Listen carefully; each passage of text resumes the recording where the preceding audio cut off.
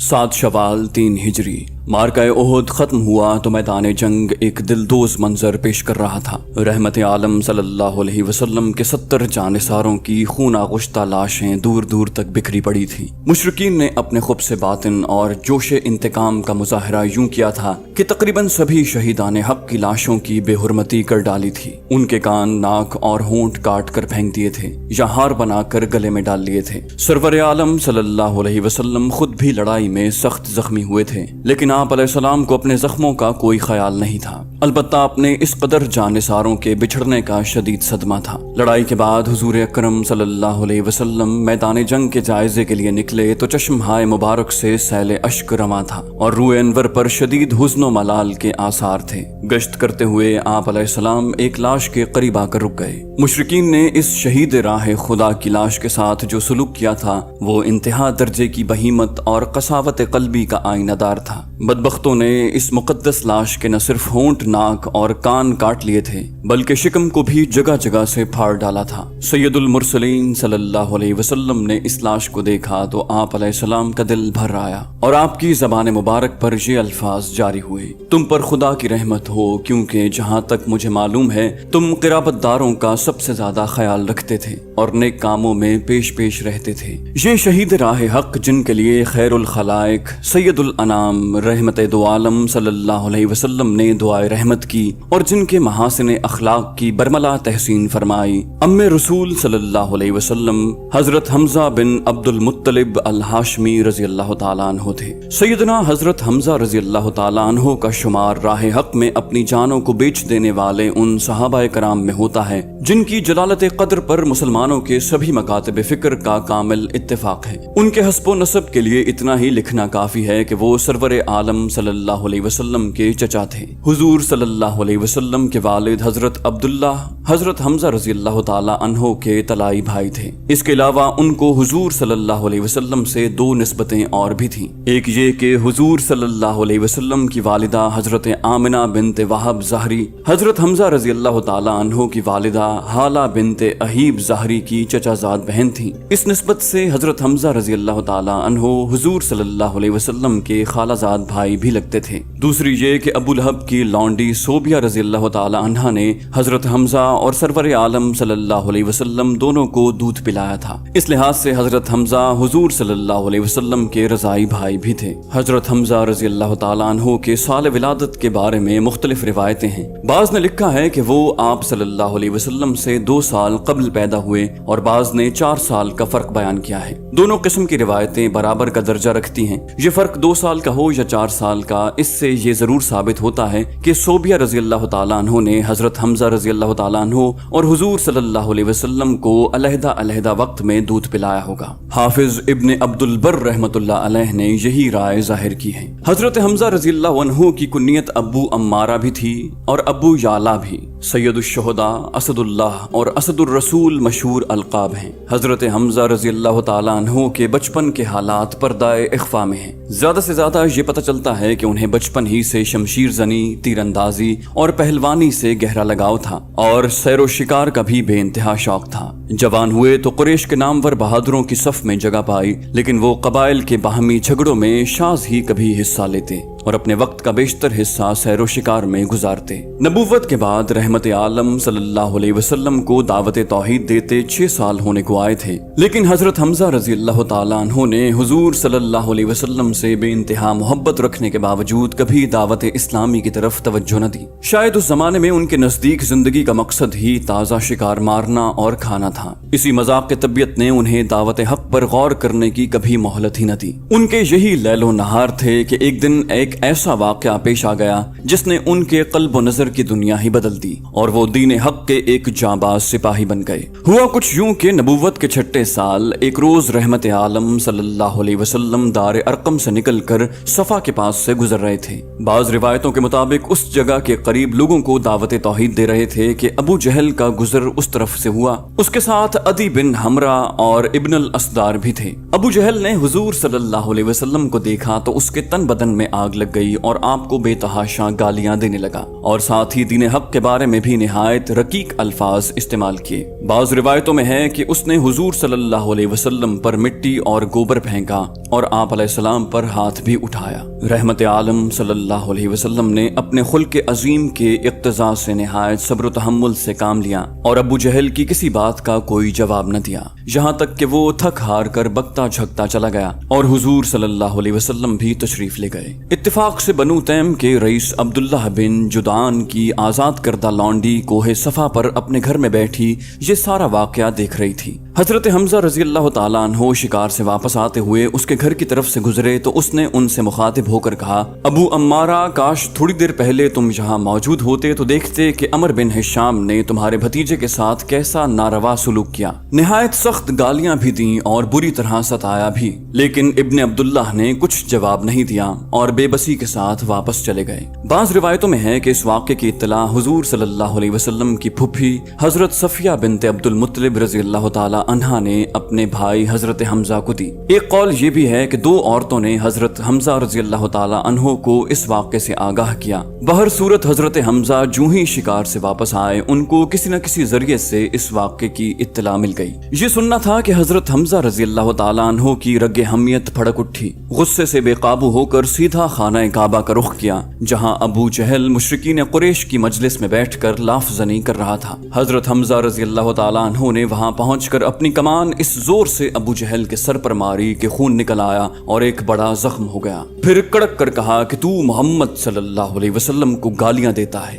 میں بھی انہی کے دین پر ہوں، جو کچھ وہ کہتے ہیں میں بھی وہی کہتا ہوں، اگر تجھ میں ہمت ہے تو ذرا مجھے بھی گالیاں دے کر دیکھ۔ ابو جہل کو لہو لہان دیکھ کر اس کے قبیلہ بنو مخزوم کے کچھ لوگ اس کی حمایت میں کھڑے ہو گئے اور حضرت حمزہ رضی اللہ تعالیٰ عنہ پر حملہ کرنے کا ارادہ کیا، لیکن ابو جہل نے انہیں یہ کہہ کر روک دیا کہ ابو عمارہ کو چھوڑ دو، میں نے اس کے بھتیجے کو گالیاں دی تھیں جن کی وجہ سے اس کو غصہ آ گیا ہے۔ بعض روایتوں میں ہے کہ ابو جہل کے حامی مخزومیوں نے حضرت حمزہ سے کہا، حمزہ شاید تم بھی صابی یعنی بے دین ہو گئے ہو۔ حضرت حمزہ رضی اللہ عنہ نے بے باکانہ جواب دیا، میرا دین بھی وہی ہے جو محمد صلی اللہ علیہ وسلم کا ہے، جب مجھ پر حق واضح ہو چکا ہے تو مجھے قبول اسلام سے کون باز رکھ سکتا ہے؟ میں گواہی دیتا ہوں کہ محمد صلی اللہ علیہ وسلم اللہ کے رسول ہیں اور جو کچھ وہ کہتے ہیں وہ سراسر حق ہے، خدا کی قسم میں اب اس کی بات سے ہرگز نہیں پھر سکتا، تم سچے ہو تو مجھے روک کر دیکھ لو۔ حضرت حمزہ رضی اللہ تعالیٰ عنہ کا جواب سن کر مخزومیوں نے ان سے لڑنا چاہا تو ابو جہل کو خدشہ پیدا ہوا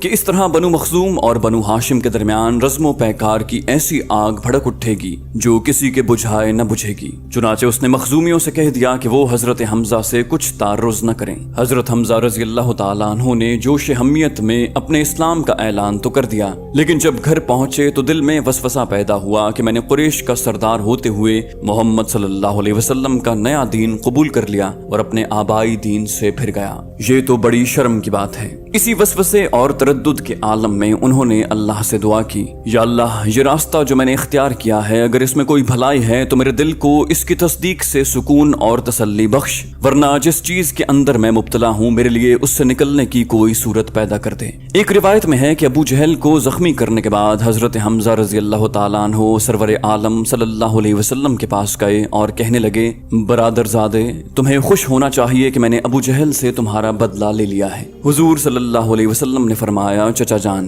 میں ایسی باتوں سے خوش نہیں ہوتا، میری خوشی تو اس میں ہے کہ آپ غیر اللہ سے منقطع ہو کر دین حق کی پیروی کریں۔ حضور صلی اللہ علیہ وسلم کی اس دعوت حق کے بعد وہ سخت ذہنی الجھن میں مبتلا ہو گئے اور اسی حالت میں انہوں نے اس الجھن سے نجات پانے کی دعا کی۔ رات اسی شش و پنج میں گزر گئی۔ صبح ہوئی تو وہ رحمت عالم صلی اللہ علیہ وسلم کی خدمت میں حاضر ہوئے اور اپنی ذہنی الجھن کا حال بیان کیا۔ حضور صلی اللہ علیہ وسلم نے ان کو نہایت بلیغ پیرائے میں اسلام کی حقانیت سمجھائی، اللہ کا خوف دلایا اور قبول حق کے صلے میں جنت کی بشارت دی۔ حضور صلی اللہ علیہ وسلم کے ارشادات سن کر حضرت حمزہ کا دل یقین اور ایمان کے نور سے معمور ہو گیا اور وہ پکار اٹھے، میں اس بات کی گواہی دیتا ہوں کہ آپ صادق ہیں، آپ اپنے دین کا خوب اظہار کیجئے، واللہ مجھے یہ بات بالکل پسند نہیں کہ میرے اوپر آسمان سایہ فگن ہو اور میں اپنے پہلے دین پر قائم رہوں۔ قبول اسلام کے بعد حضرت حمزہ رضی اللہ تعالیٰ عنہ کا بیشتر وقت دار ارقم میں سرور عالم صلی اللہ علیہ وسلم کی خدمت میں گزرنے لگا۔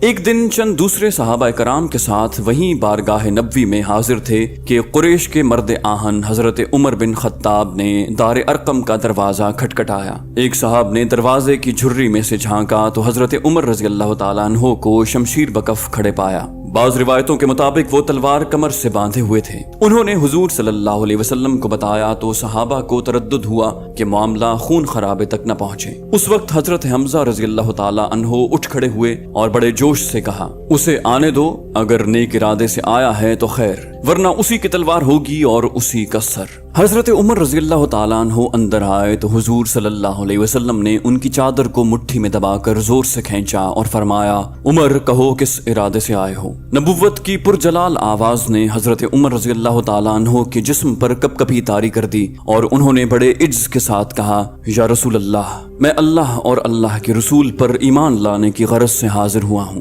اس پر حضور صلی اللہ علیہ وسلم نے زور سے اللہ اکبر فرمایا، ساتھ ہی صحابہ کرام نے اس زور سے نعرہ تکبیر بلند کیا کہ دشت و جبل گونج اٹھے۔ اب حضرت حمزہ رضی اللہ تعالیٰ عنہ اور حضرت عمر فاروق رضی اللہ تعالیٰ عنہ کی صورت میں اسلام کو دو قوی دست و بازو مل گئے تھے۔ نبوت کے 7ویں سال میں مشرکین مکہ نے بنو ہاشم اور بنی المطلب کو شیب ابی طالب میں محصور کیا تو حضرت حمزہ رضی اللہ تعالیٰ عنہ بھی 3 سال تک محصوری کے مصائب و آلام جھیلتے رہے۔ علامہ ابن سعد کا بیان ہے کہ رحمت عالم صلی اللہ علیہ وسلم نے مکہ میں اپنے محبوب جان نثار اور آزاد کردہ غلام حضرت زید بن حارثہ رضی اللہ عنہ کو حضرت حمزہ رضی اللہ عنہ کا اسلامی بھائی بنا دیا تھا۔ نبوت کے 13ویں سال میں حضور نے صحابہ کرام کو مدینہ کی طرف ہجرت کرنے کی اجازت دی تو حضرت حمزہ رضی اللہ عنہ بھی اکثر دوسرے صحابہ کے ساتھ حضور کی ہجرت سے کچھ عرصہ پہلے ہجرت کر کے مدینہ منورہ تشریف لے گئے۔ عاصم بن عمرو بن قتادہ رحمۃ اللہ علیہ کا بیان ہے کہ مدینہ پہنچ کر حضرت حمزہ رضی اللہ عنہ نے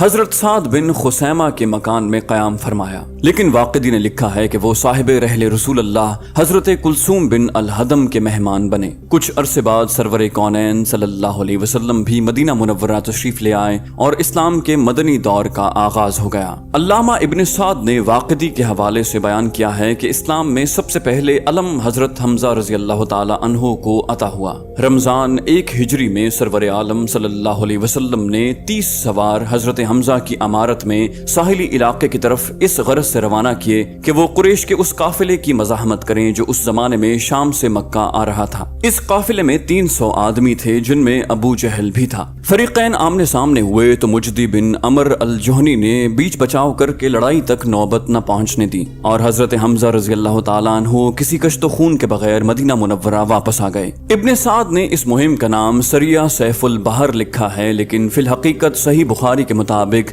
سریہ سیف البحر 8 ہجری میں پیش آیا۔ اس وقت اسلامی لشکر کے امیر حضرت ابو عبیدہ بن الجراح رضی اللہ عنہ تھے۔ بعض روایتوں میں اس مہم کو سریہ حمزہ کا نام دیا گیا ہے۔ ایک روایت کے مطابق یہ مہم کسی خاص قافلے کی مزاحمت کے لیے نہیں بھیجی گئی تھی بلکہ عمومی طور پر قریش کے قافلوں کے لیے روانہ کی گئی تھی اور محض اتفاق سے اس کی مٹ بھیڑ ابو جہل کے قافلے سے ہو گئی۔ سفر 2 ہجری میں سرور عالم صلی اللہ علیہ وسلم 60 یا 70 صحابہ کرام کے ہمراہ غزوہ ودان یا غزوہ ابوا کے لیے تشریف لے گئے۔ اس غزوے میں بھی حضور صلی اللہ علیہ وسلم نے حضرت حمزہ رضی اللہ عنہ کو فوج کا قائد اور علم بردار بنایا۔ اسلامی فوج کے ابوا پہنچنے سے پہلے ہی قریش کا قافلہ وہاں سے آگے بڑھ چکا تھا، اس لیے جنگ و جدل کا موقع پیش نہ آیا۔ تاہم بنو زمرہ سے ایک دوستانہ معاہدہ طے پا گیا جس کی روح سے وہ اس بات کے پابند ہو گئے کہ نہ قریش کی مدد کریں گے اور نہ مسلمانوں کی، بلکہ ہر حال میں غیر جانبدار رہیں گے۔ اسی سال جمادی الاخر میں غزوہ ذوالعشیرہ پیش آیا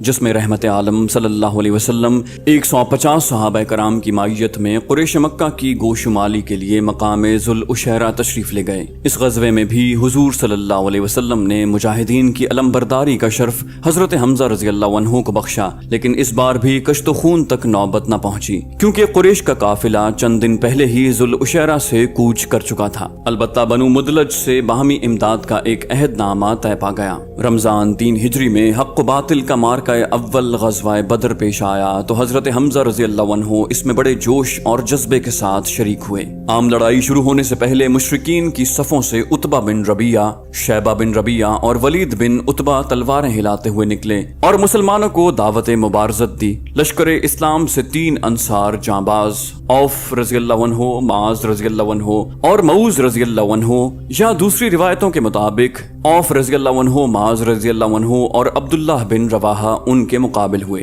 قریشی جنگجوؤں کو جب معلوم ہوا کہ ان کے مقابل ہونے والے تینوں جانباز مدینہ کے باشندے ہیں تو انہوں نے ان سے نبرد آزما ہونے سے انکار کر دیا، اور عتبہ نے پکار کر کہا، محمد صلی اللہ علیہ وسلم یہ لوگ ہمارے جوڑ کے نہیں ہیں، ہماری قوم کے لوگوں کو ہمارے مقابلے پر بھیجو۔ اس پر حضور صلی اللہ علیہ وسلم نے حضرت حمزہ، حضرت علی اور حضرت عبیدہ بن حارث المطلبی کو حکم دیا کہ جاؤ ان لوگوں کا مقابلہ کرو۔ یہ تینوں بہادر حضور صلی اللہ علیہ وسلم کا حکم سنتے ہی نیزے ہلاتے ہوئے اپنے حریف کے سامنے جا کھڑے ہوئے۔ حضرت حمزہ رضی اللہ عنہ کا مقابلہ شیبہ سے تھا، حضرت علی کا ولید سے، اور حضرت عبیدہ کا مقابلہ عتبہ سے ہوا۔ حضرت حمزہ اور حضرت علی نے تو پہلے ہی وار میں اپنے اپنے حریف کو جہنم رسید کر دیا، لیکن عتبہ اور عبیدہ رضی اللہ عنہ دونوں دیر تک لڑتے رہے، یہاں تک کہ دونوں زخمی ہو گئے۔ حضرت عبیدہ رضی اللہ عنہ کا زخم نہایت شدید تھا۔ حضرت حمزہ اور حضرت علی نے یہ صورتحال دیکھی تو دونوں نے ایک ساتھ حملہ کر کے عتبہ کو بھی ڈھیر کر دیا۔ بعض روایتوں میں ہے کہ حضرت حمزہ کا مقابلہ عتبہ سے ہوا تھا، حضرت علی کا شیبہ سے، اور حضرت عبیدہ رضی اللہ عنہ کا ولید سے۔ حضرت حمزہ اور حضرت علی تو عتبہ اور شیبہ پر بہت جلد غالب آ گئے، لیکن نوجوان ولید نے بوڑھے عبیدہ رضی اللہ عنہ کو سخت زخمی کر دیا۔ اس پر حضرت حمزہ رضی اللہ عنہ اور حضرت علی رضی اللہ عنہ آگے بڑھے اور آنن فانن ولید کو خاک و خون میں لوٹا دیا۔ عتبہ، شیبہ اور ولید کو ہلاک ہوتے دیکھ کر قریش کے ایک نامور جنگجو تیمہ بن عدی کو سخت جوش آیا اور وہ ہنکارتا ہوا میدان جنگ میں اترا۔ حضرت حمزہ رضی اللہ عنہ فوراً اس کی طرف بڑھے اور ایک ہی وار میں اس کو جہنم واصل کر دیا۔ اب مشرکین نے مشتعل ہو کر عام حلہ بول دیا۔ مسلمانوں کی تعداد کفار کی تعداد کی 1/3 سے بھی کم تھی، لیکن انہوں نے اس پامردی اور شجاعت کے ساتھ مقابلہ کیا کہ کفار کا منہ پھر گیا۔ حضرت حمزہ رضی اللہ عنہ اس شان سے لڑے تھے کہ دونوں ہاتھوں سے تلوار چلا رہے تھے، جدھر جھک پڑتے تھے کفار کی صفیں الٹ جاتی۔ اس دن ان کے ہاتھ سے بہت سے مشرکین ہلاک یا زخمی ہوئے۔ ان میں بنو مخزوم کا ایک جنگجو اسود بن عبد الاسد بن ہلال بھی تھا۔ یہ شخص نہایت کریہ المنظر تھا۔ وہ میدان جنگ میں آیا تو بآواز بلند قسم کھا کر کہا کہ آج میں مسلمانوں کے حوض کا پانی ضرور پیوں گا اور اسے خراب کر ڈالوں گا۔ حضرت حمزہ رضی اللہ عنہ اس کی ڈینگ سن کر غصے سے بےتاب ہو گئے اور شیر کی طرح اس پر جھپٹے۔ ان کے پہلے ہی وار سے اسود کی ایک ٹانگ کٹ گئی اور وہ زمین پر گر پڑا، لیکن ہمت کر کے پھر اٹھا اور گھسٹتا ہوا مسلمانوں کے حوض تک جا پہنچا۔ حضرت حمزہ رضی اللہ عنہ بھی اس کے پیچھے پیچھے تھے۔ اسود نے حوض میں چھلانگ لگا دی، لیکن حضرت حمزہ رضی اللہ عنہ نے اس کو حوض میں ہی قتل کر دیا۔ مسلمانوں نے چند سات کی لڑائی کے بعد کفار کو شکست فاش دی۔ 70 مشرکین میدان جنگ میں کام آئے۔ ان میں عتبہ، شیبہ، ولید، ابو جہل، نصر بن الحارث اور کئی دوسرے رؤسائے قریش بھی شامل تھے۔ تقریباً اتنے ہی مشرکین کو مسلمانوں نے قیدی بنا لیا۔ ایک روایت میں ہے کہ حضرت حمزہ رضی اللہ عنہ نے اسود بن عامر کو قیدی بنایا، جسے بعد میں طلحہ بن ابی طلحہ نے 2000 دینار بطور فدیہ دے کر رہا کروایا۔ طبرانی نے حضرت حارث تیمی سے روایت کی ہے کہ حضرت حمزہ رضی اللہ عنہ یوم بدر میں شتر مرغ کے پر کا نشان لگائے ہوئے تھے۔ جنگ کے بعد مشرکین میں سے ایک شخص نے پوچھا کہ یہ کون شخص ہے جس نے شتر مرغ کے پر کی کلغی لگا رکھی ہے؟ اسے بتایا گیا کہ یہ حمزہ بن عبد المطلب ہیں۔ اس نے کہا کہ اس شخص نے آج ہم کو سب سے زیادہ نقصان پہنچایا ہے۔ بعض روایتوں میں ہے کہ یہ استفسار اسیران بدر میں سے بعض نے کیا تھا۔ جب انہیں معلوم ہوا کہ یہ حمزہ رضی اللہ عنہ تھے تو انہوں نے کہا کہ حمزہ رضی اللہ عنہ نے آج لڑائی میں ہم پر بڑے ستم ڈھائے ہیں۔ دوستو، ہم نے صحابہ سیریز کے نام سے یہ ایک نیا سلسلہ شروع کیا ہے جن میں صحابہ کے حالات زندگی اور ان کے کارنامے مختصر اقساط میں پیش کیے جائیں گے۔ ہماری کوشش ہوگی کہ آپ کو ان صحابہ رسول صلی اللہ علیہ وسلم سے آگاہ کیا جائے جن کے نام اب زبان زد عام نہیں رہے۔ امید کرتے ہیں آپ کو ہماری یہ سیریز پسند آئے گی۔ جانے سے پہلے اس ویڈیو کو لائک اور شیئر کرنا مت بھولیے، اور اگر ابھی تک آپ ہمارے چینل کے سبسکرائبر نہیں ہیں تو اسے سبسکرائب کیجیے اور کامنٹ سیکشن میں اپنی رائے کا اظہار ضرور کیجیے۔ آپ سے اگلی ویڈیو میں ملاقات ہوگی، تب تک کے لیے اللہ حافظ۔